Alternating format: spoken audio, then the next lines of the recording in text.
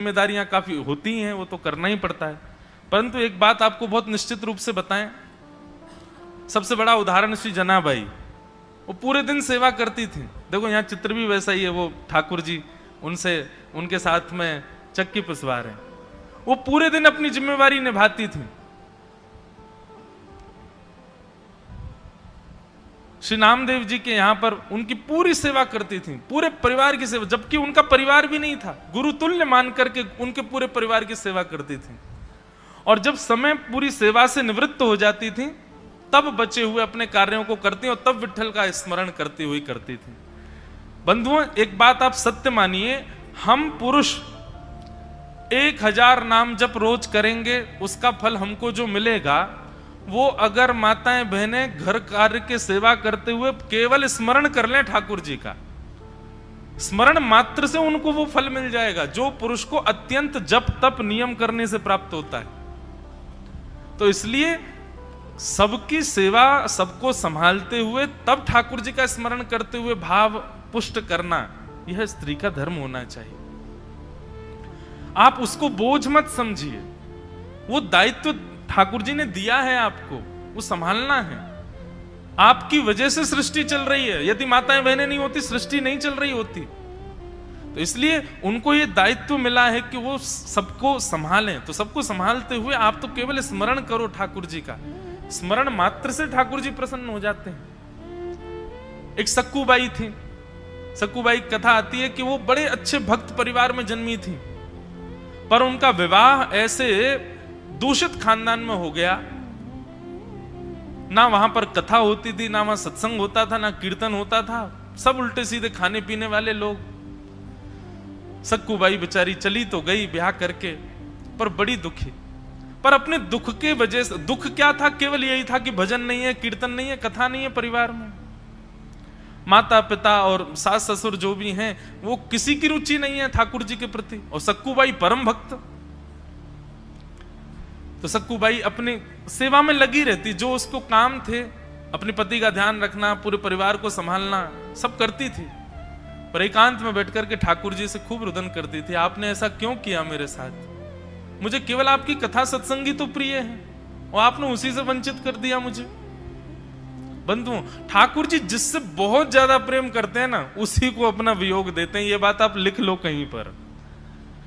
जिसको बहुत जल्दी संयोग मिल जाता है ठाकुर जी का, ठाकुर जी के कीर्तन का, ठाकुर जी की कथा का, ठाकुर जी के दर्शन का, ठाकुर जी की तीर्थ यात्रा का, ऐसा नहीं है कि वो ठाकुर जी को प्रिय नहीं है, पर वियोग ये प्रेम का एक स्वरूप है।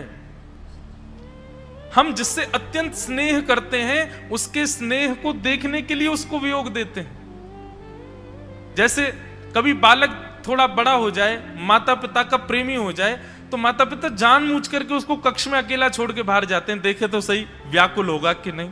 और उस समय का व्याकुल बालक देखने में माता पिता को सुख लगता है कि देखो हमारे लिए कितना व्याकुल हो गया। ठीक वैसे ही प्रेम का मतलब केवल सदा संग रहना नहीं होता, प्रेम का मतलब वियोग देना भी होता है, और वियोग देना ही होता है। ठाकुर जी देते हैं। सक्कूबाई को वर्षों तक कथा कीर्तन का लाभ नहीं मिला, लेकिन सक्कूबाई ने अपना धर्म नहीं छोड़ा, अपना सब निभाती थी। ठाकुर जी से रोज प्रार्थना करती, शिकायत करती, पता नहीं क्या करेंगे मेरे साथ, आपने क्यों मुझे कथा से वंचित किया।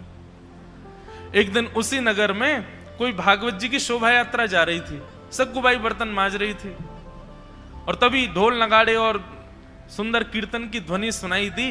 तो खिड़की से झांक करके देखा तो भागवत जी की शोभा यात्रा जा रही है। देख करके उनके तो रों रों पुलकित हो गए, आनंदित हो गए, बोले कि आज तो धन्य होगा, हमारे नगर में कथा हो रही है, मैं कैसे भी चली जाऊं, कथा सुन आऊं, मन बहुत विचलित हो रहा है। कोई बात नहीं, सास से जाके प्रार्थना करूंगी, मान जाएगी। अपनी सास के पास गई और जाकर के कहा, माँ मैं इतने दिन हो गए मैंने कभी कुछ नहीं कहा आपसे, पर आज मैं आपसे कुछ कहना चाहती हूँ। हमारे नगर में कथा हो रही है, बगल में ही, मैंने सारे काम कर दिए, घर के भोजन भी बन गया, सब हो गया, सब जो मेरा दायित्व है सब मैंने संभाल लिया, कोई कार्य रह नहीं गया, जो कार्य है वो सब शाम के हैं, वो मैं आके सब देख लूंगी, पर बीच का ये समय है, इसमें मैं कथा सुनने जाऊं? सक्कूबाई की सास तो सास ही थी। जिसके आने से सांस रुक जाए वो असली सास है। सक्कूबाई की ऐसी सास थी। वो तो निष्ठुर होकर के और अपनी छड़ी लेकर, अच्छा क्या कथा बता सुनना है, कुछ नहीं करना, जाओ चलो आराम कर लो, काम हो गए तो, लेकिन ये सब कथा बता कुछ नहीं सुननी है।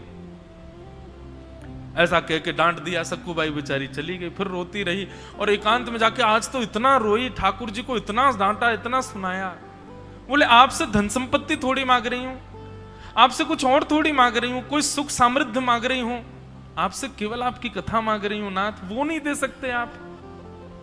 क्यों कर रहे हैं इतना मेरे साथ?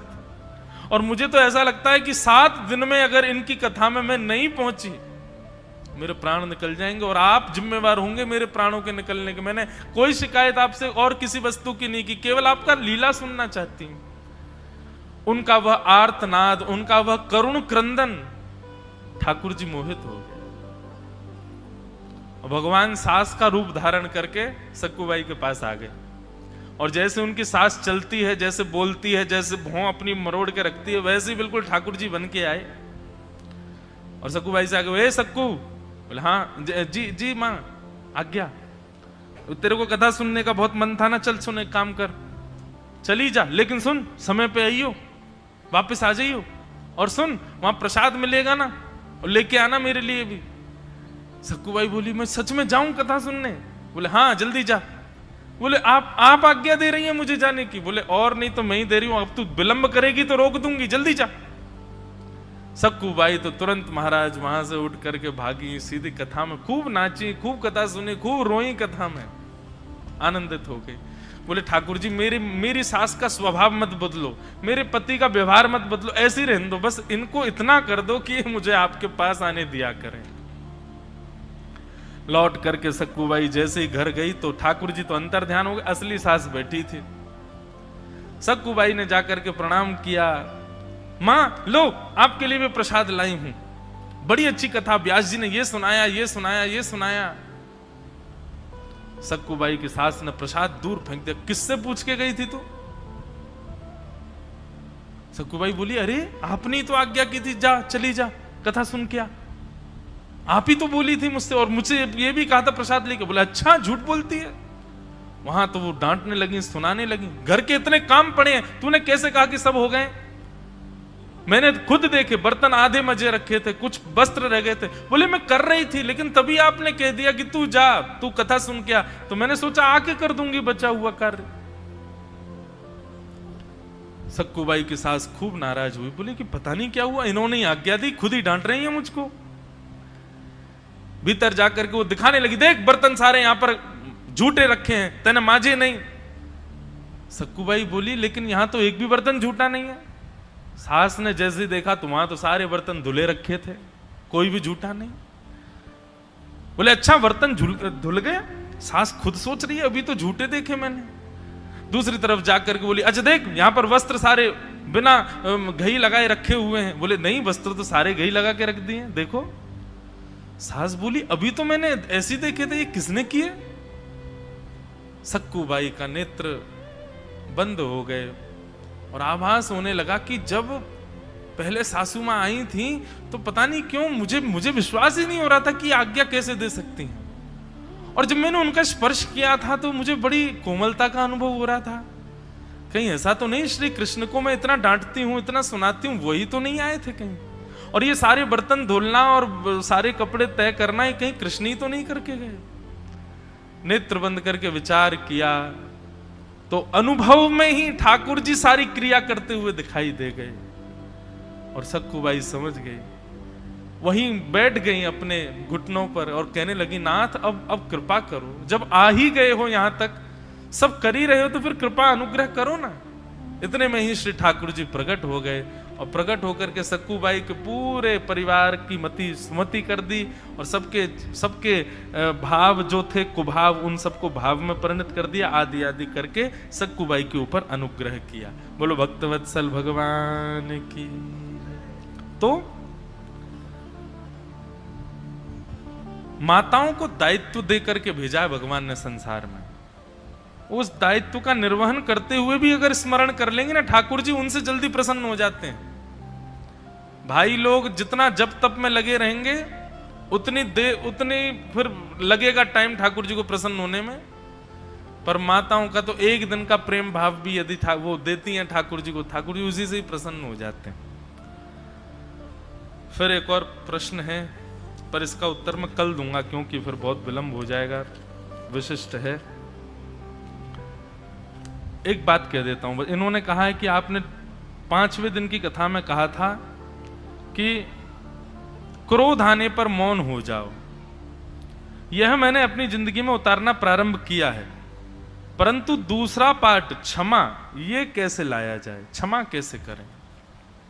देखो, आपने अभी प्रारंभ किया है, 5वें दिन हमने कथा में कहा है, तो अभी ये 15वां 16वां दिन है, अभी 3-4 दिन ही हुए मौन हुए आपको। अभी प्रारंभ किया, मौन अधिकतर होना प्रारंभ कर दो, अपने आप क्षमाशीलता चित्त में आ जाती है। फिर क्षमा करने का गुण उसके अंदर होता है जो दीन होता है। जिसके अंदर किंचित भी अहम होगा वो क्षमा नहीं करेगा। तो जिनका भी ये पत्र है उनसे हमारी प्रार्थना अहम शून्य बनी है। अहम शून्य व्यक्ति ही क्षमा करता है और अहम युक्त व्यक्ति के अंदर क्षमा दान का भाव नहीं रहता। इसलिए अहम शून्य होने के लिए क्या किया जाए? बोले सदैव इसमें तो विचार ही करना पड़ेगा कि मैं किस बात का अभिमान कर रहा हूं, किस चीज का किंचित अभिमान है मेरे अंदर। कहीं यही तो अभिमान नहीं हो गया कि मैं मौन रहता हूं इतनी देर, यह भी एक सूक्ष्म अभिमान है। मैं वैष्णव हूं, मैं भक्त हूं, मैं त्रिकाल गंगा स्नान करता हूं, त्रिकाल संध्या करता हूं, संध्योपासन करता हूं, ऐसा ये वेद पढ़ता हूं, ये पुराण पढ़ता हूं, यह सब भाव चित्त में आना यह भी एक सूक्ष्म अभिमान है। अपनी समस्त क्रियाओं को भगवत कृपा समझ करके पालन करो। मैं करता हूं ऐसे भावना, जिस मैं पना जब तक रहेगा तब तक क्षमाशीलता आपके भीतर नहीं आ सकती। इस मैं का जिस दिन त्याग कर दोगे उसी दिन क्षमा करना प्रारंभ कर दोगे। इसलिए मैं त्याग करो। बोलो वृंदावन बिहारी लाल की, अवधूत चिंतन श्री गुरुदेव दत्त। श्री दत्त भगवान के अगले गुरु कि मधुहा हरिणो मीन पिंगला कुरोर्भक कुररोर्भक। दत्त भगवान के अगले गुरु का नाम है हिरण। दत्त प्रभु कहते हैं मैंने हिरण से क्या सीखा? बोले उसके पास गति बहुत है। बहुत ध्यान से सुनना, हिरण के पास गति बहुत है, बहुत तेज दौड़ता है और संकट आने पर वो उसकी गति और 4 गुनी हो जाती है।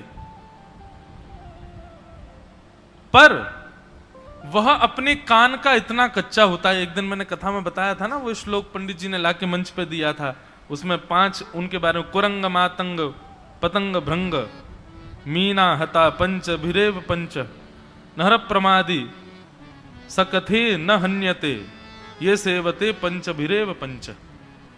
तो वहां पर हिरण का नाम भी आता है। हिरण के पास गति होती है, हिरण के पास उसकी गति और दुगनी हो जाती है जब उसके ऊपर आक्रमणकारी कोई जानवर आता है। परंतु वह हिरण अपने कान का कच्चा होता है। कैसे कच्चा होता है? यदि उसको मधुर संगीत सुना दिया जाए, उसको मधुर स्वर सुना दिया जाए, तो वह गति होने के बाद भी खिंचा चला जाता है उस ध्वनि की ओर। और उस ध्वनि करने वाले व्यक्ति के मन में तो भाव है उसका हरण करना, उस हिरण को बंदी बना करके उसको ले जाना, शिकार करना। परंतु वह इस बात को समझ नहीं पाता और गति होने के बाद भी एक शरेरा उसका स्वरूप होता है। बहुत पतला दुबला होता है हिरण, कहीं से भी भाग सकता है, कहीं भी कूद जाता है, नदियां भी पार कर जाता है, इतनी तेज छलांग होती है उसकी। लेकिन इतने सब गुणों से युक्त होने के बाद भी वो अपने कान का कच्चा होता है और उस स्वर के प्रति अधीन हो जाता है। और इतना अधीन, इतना तल्लीन हो जाता है उस स्वर के प्रति कि वह शिकारी उसको बंदी बना लेता है और उसके बाद भी वो अपनी गति का प्रयोग नहीं कर पाता।